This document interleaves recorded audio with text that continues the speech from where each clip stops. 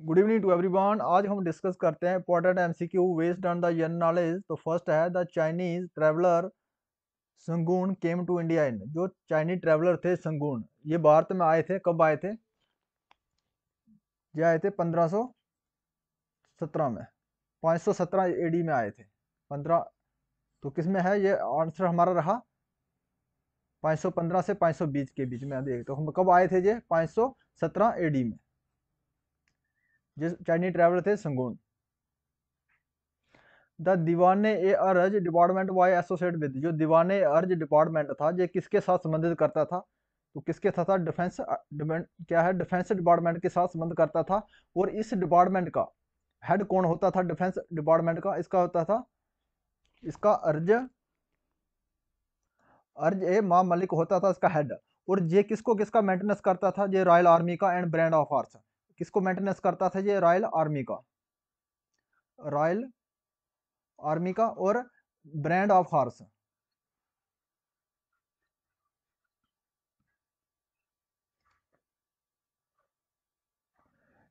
Who is known as the father of dyarchy. Dyarchy के पिता किसे कहा जाता था?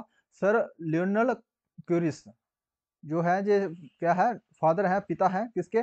डायरची के, sir Lionel क्यूरिस।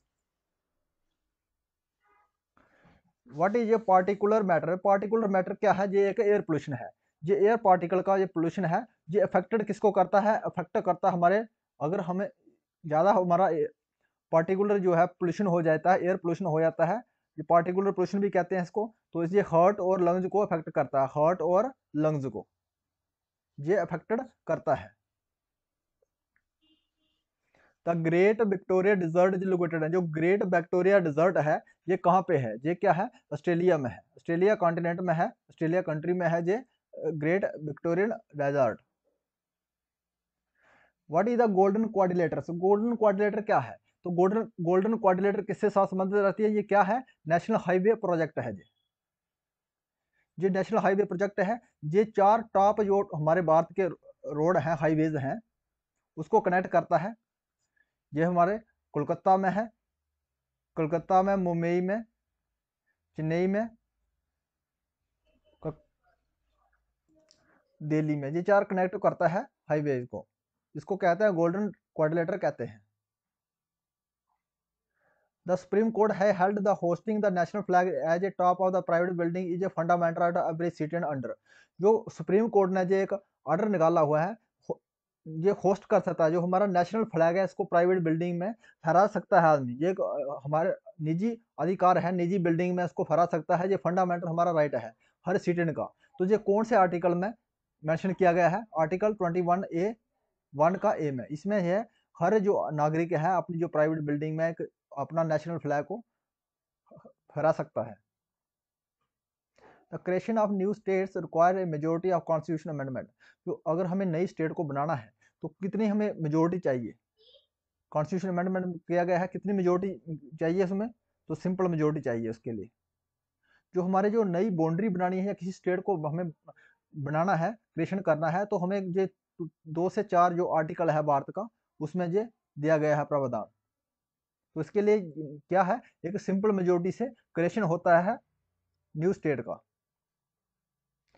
Raise of doing business index is prepared and policy wise. जो एज है डूइंग बिजनेस इंडेक्स है, इसको जो प्रिपेयर किया जाता है और पब्लिश किसके द्वारा किया जाता है? ये वर्ल्ड बैंक ग्रुप के द्वारा प्रिपेयर किया जाता है और पब्लिश किया जाता है। Ease of doing business index. The first 5 year plan of India why based on the. जो फर्स्ट 5 ईयर प्लान था, ये किसके ऊपर बेस्ड था? ये कब हुआ था? 1951 में फर्स्ट हुआ था, during the period of Jawaharlal Nehru. उस समय थे। ये किसके ऊपर बेस्ड था? हर हर मॉडल दामोदर मॉडल इसके ऊपर बेस्ड था। इसमें प्राइवेट सेक्टर को प्रायोरिटी दी गई थी, प्राइवेट सेक्टर को ले बूस्ट करने के लिए प्रायोरिटी दी गई थी। जो महनोबस मॉडल है, ये सेकंड 5 ईयर प्लान में, सेकंड 5 ईयर प्लान में। The prevention of money laundering act came into force in India during. जो मनी लॉन्ड्रिंग का जो एक्ट बनाया गया था भारत में, कब बनाया गया था? 2005 में। 1 जुलाई 2005 में ये अफेक्टेड हुआ था। द वर्ड आइसोलेशन मीन्स, जो वर्ड आइसोलेशन मीन क्या है, इनकमिंग सोलर रेडिएशन। जो हमारी धरती के ऊपर, जो हमारी अर्थ के ऊपर जो इनकमिंग सोलर रेडिएशन आती है उसको आइसोलेशन कहते हैं। जितना हमारा आइसोलेशन, जिसलिए आइसोलेशन ज़्यादा होगा उतना टेम्परेचर हमारा, टेम्परेचर भी ज़्यादा होगा। आइसोलेशन ज़्यादा है तो टेम्परेचर भी ज़्यादा होगा। Vitamin C is also known है, जो विटामिन सी है ये इसको क्या कहते हैं, स्कॉर्बिक एसिड कहते हैं। ये एक वाटर सॉल्युबल विटामिन है, वाटर सॉल्युबल विटामिन है विटामिन सी।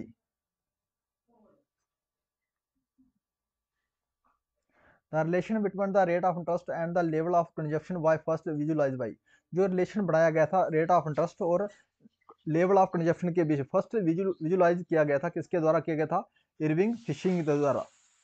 इसको फर्स्ट टाइम विजुलाइज किया गया। जो क्लिंटिलम इज फाउंड इन, जो क्लिंटिलम है किसमें पाई जाती है, लीची में पाई जाती है, लिचन में पाई जाती है, स्नेल में या निर्गिस या अर्थवर्म। तो किसमें पाई जाती है, जो अर्थवर्म में पाई जाती है क्लिंटिम। कैपेसिटी, कैपेसिटी यूटिलाइजेशन, जो कैपेसिटी यूटिलाइजेशन की है ये मेजर की करती है proportion of existing capital stock used for the current production.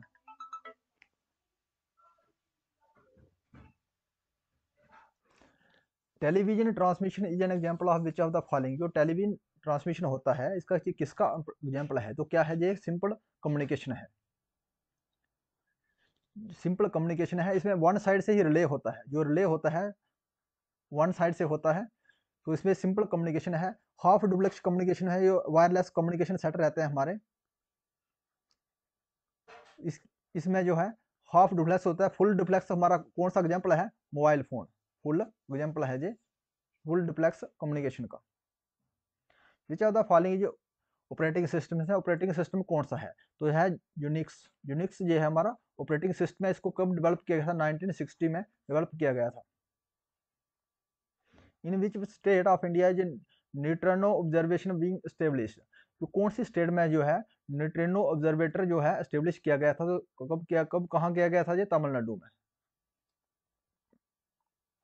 Which of the following was given the classical language status in 2014, 2014 में जो क्लासिकल स्टेटस दिया गया था, कौन सी लैंग्वेज को दिया गया था, तो उड़िया लैंग्वेज को क्या है, क्लासिकल लैंग्वेज को स्टेटस दिया गया था। If you like this video please subscribe my channel. Thanks for watching.